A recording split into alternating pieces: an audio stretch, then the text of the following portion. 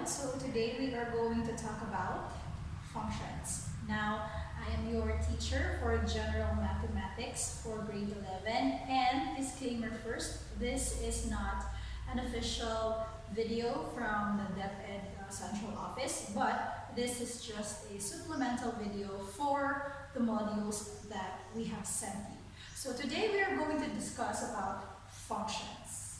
Alright, so let us define the terms first. So we have these two terms, relations and functions, or relation and functions. So what are relations and what are functions? So as what you can see in the module, based on your module, you have this definition.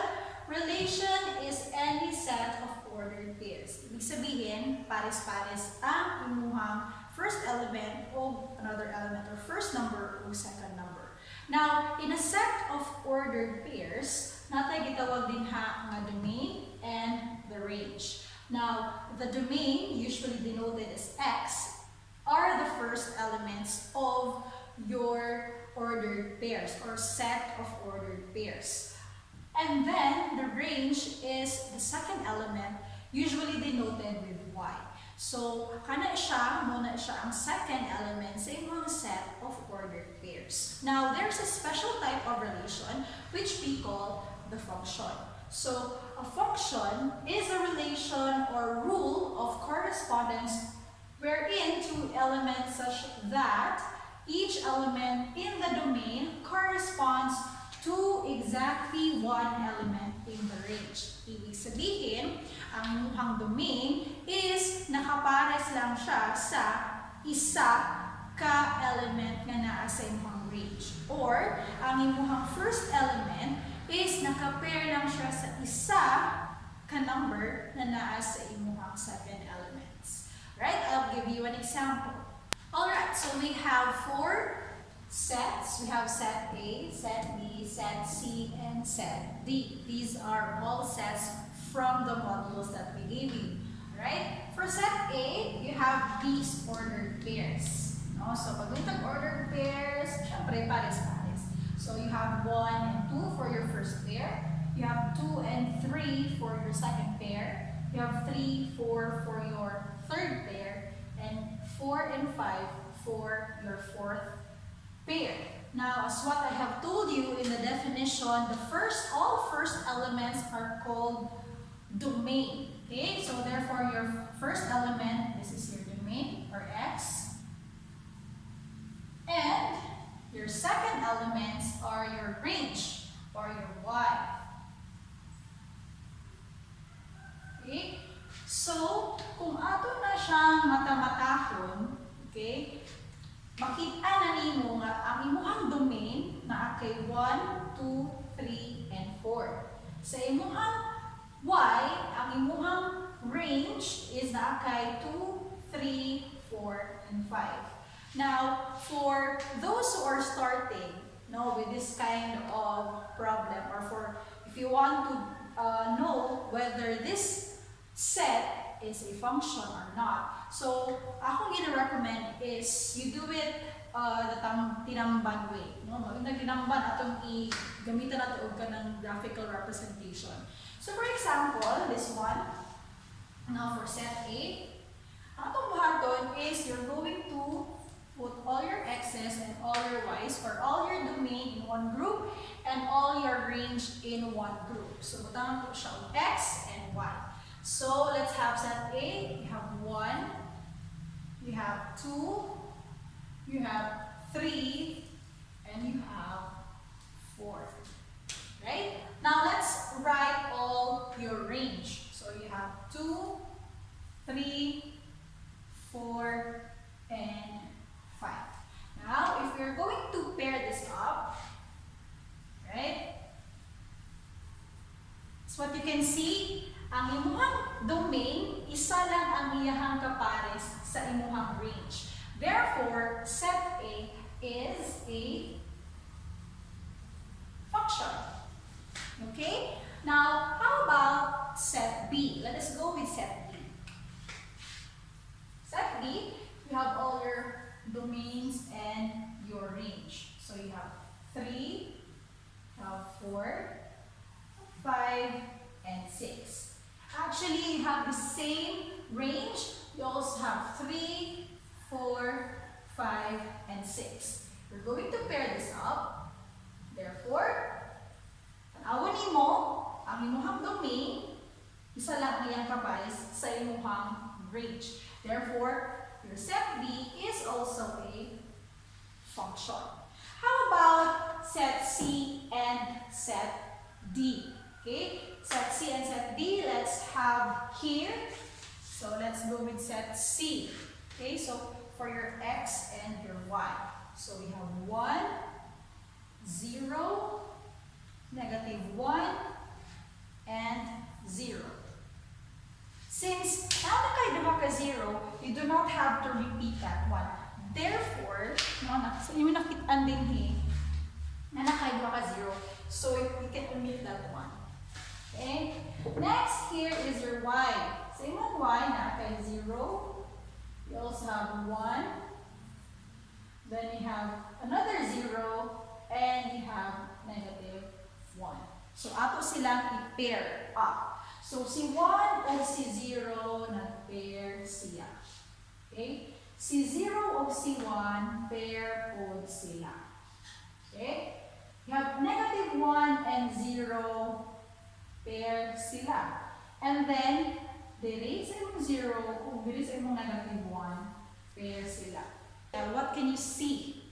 Kung sa imong ma-observe sa ato ang kani siya nga diagram. As imong makita, ang kaning imuhang 0 na belong sa imong domain, duha ang iyahang kapares. No? So, ang iyang kapares is si 1 and si -1.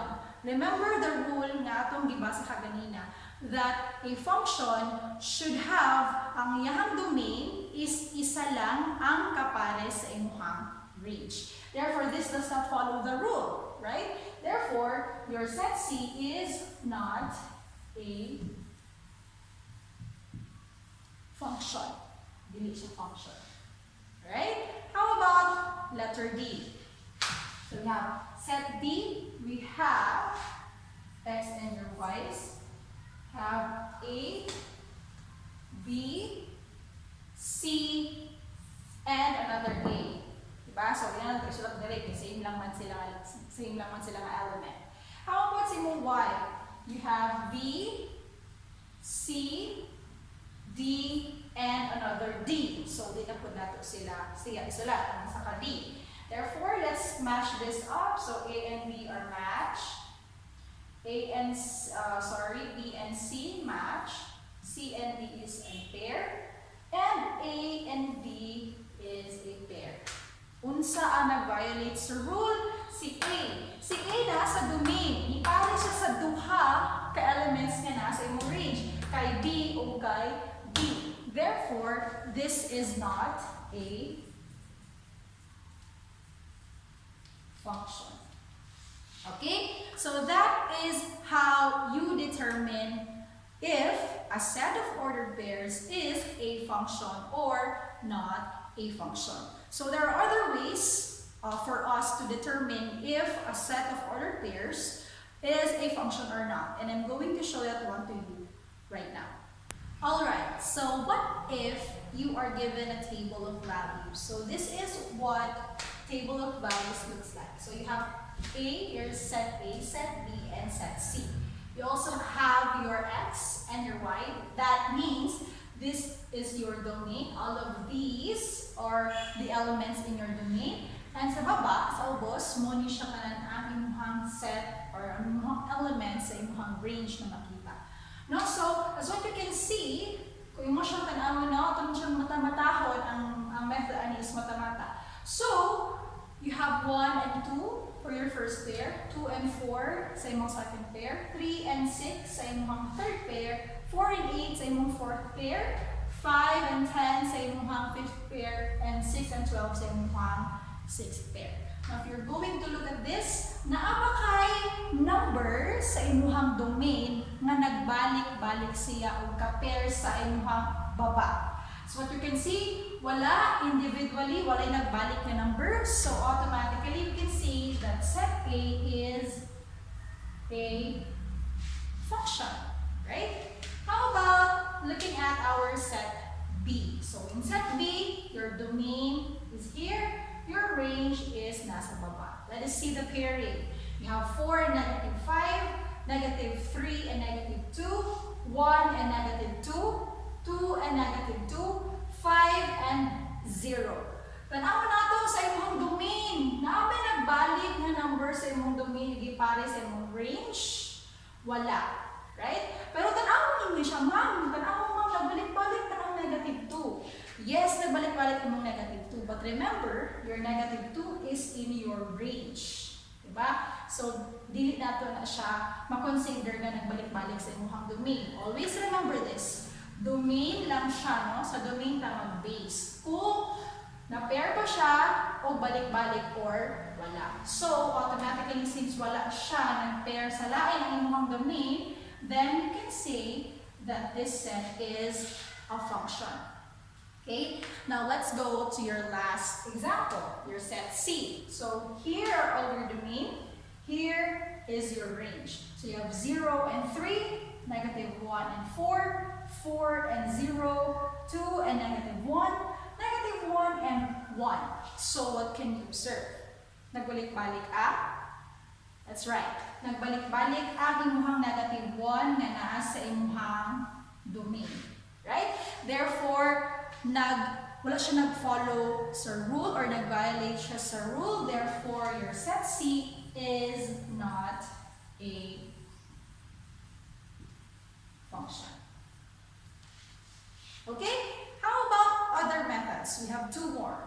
So, as what you can see mo niya itong gibuhat itong kaganina, no? So, ato siyang graphical or really graphical, but ato siyang visualize using arrows and pairings. So, as what you can see, all of these are the elements of your domain, and all of these are the elements of your range. So, dito sa set A. So, you have your domain na kay A, B, and C. Sa imong range na kay X and Y. So, what you can see, A is paired with X, B is paired with Y, C is paired with Y. Therefore, walay nag-pairing sa imong domain nga nag-double siya o pair sa imong range. Therefore, it passes the rule. Therefore, again, this is a function. Okay? How about B? Makita niyo dayon, no? Dahil makita kung imuha ni siyang buhato ng ani. So, nakita dayon ka na si X, duha ang iyang pares. No? Ang iyang pares, si A o si B. Diba? Nangaliwa. Diba? Nangaliwa si X. Therefore, pag mangaliwa ang X, charot. Pag mangaliwa ang isa ka, imuhang kuan din ha, isa ka elements sa imuhang domain, then automatically, hindi na siya matawag na function. Kaya diba? Kung sa relationship, pag naakay, ay, nahitabong mga ana, then dili siya mag-function. Kana lang ang limang Okay, so X, naa siya duha ka pair, which is A and B, nga nasa imong range. Ang Y, naka-pair sa imong C. So X violates the rule, therefore this is not a function. Okay? Dito sa set C, gamitan na gibilaw name sa tao para mas masabtan yun ato. So, nakakadiri sa imong domain na ay mga girls' names. Si Jana, si Donna, and si Maya. Okay? And then, there is a range na kay boys' name. Si Ken, si Mark, and si Ray. Sino pa sila to? Si Jana, naka-pair kay Ray. Si Donna, naka-pair kay Mark. Si Maya, naka-pair kay Ken. So, walay nangaliwa sa mga nasa imong domain. Walay ni doble, no? So, therefore, this is a function. Okay? So, inana lang siya, no? Pag-determine. Then, our last method is what we call the vertical line test. Now, kani siya, these are all graphs of your relations, no? So, makaingon ka nga ang graph sa imuhang relation is a function if mo pasar siya sa atong gitawag ng vertical line test. Unsa man ang vertical line test? It states that if you are going to draw any vertical line across the graph and it hits only one point, then it passes the test. Therefore, it is a function. Atong Bisaya on. Kung drawing daw ka maski asa din ha sa imong graph, meaning kanang main graph nato, kani siya, kung maigo lang siya sa isa lang ka point na mo-intersect siya sa imong graph, then it passes the test. Therefore, it is a function. Example, letter A. Ang graph is kani. Dili mo mag-focus sa atong graph. What if I draw a line here, a line here, a line here? Diba? Pila ka point ang iyang gi-intersect sa imong original na graph. Diba? Dali lang. Isa lang. Even if I draw another line here, isa lang yapon. Let's add more lines para mas makaroon. Dali lang sana. How about this one? Isa lang. Isa lang. See? You can only hit one point. Therefore, this passes the test. Therefore, this graph is a graph of a function. See? How about letter B? Wala ko letter B. This is letter B and this is letter D. Okay? Let's go with letter B. Moni siya ang atong graph. Kaning, mura o oblong shape, mura mata. Now, if I am going to just draw even just one line, dali, vertical line, pila yan na hit na points sa imong original graph. Duha, di ba? Diri, na-hit niya diri, na-hit niya diri. Therefore, this, maski asa ka mo as in, maski asa ka mo draw, diri ba? Diri, dira, diri, dira. Maski asa ka mo draw, 2 points ang iyang ma-hit. Therefore, this does not pass the test. Therefore, this is not a function. Alright? Now, here we can see it visually na. Pwede na ito siyang mata-mata ko. Diba? Ano siya? Atong gawin ng dinha, dinha, dinha. Pila imong ma-hit. Isa lang ka point. Here. Okay? So, therefore, this passes the test. Therefore, this is a function. Last example is kani siya imong graph. Going to draw vertical lines here and here. Pila yung na-hit na point. Duha. Okay? Kani nga vertical line, duha. Kani nga vertical line, duha sad. Therefore, this does not pass the test. Therefore, this is not a function. So, that is how you determine if a relation is a function or not a function. So, the next lesson that I'm going to teach you is how to apply functions in real-life situations and what are piecewise functions.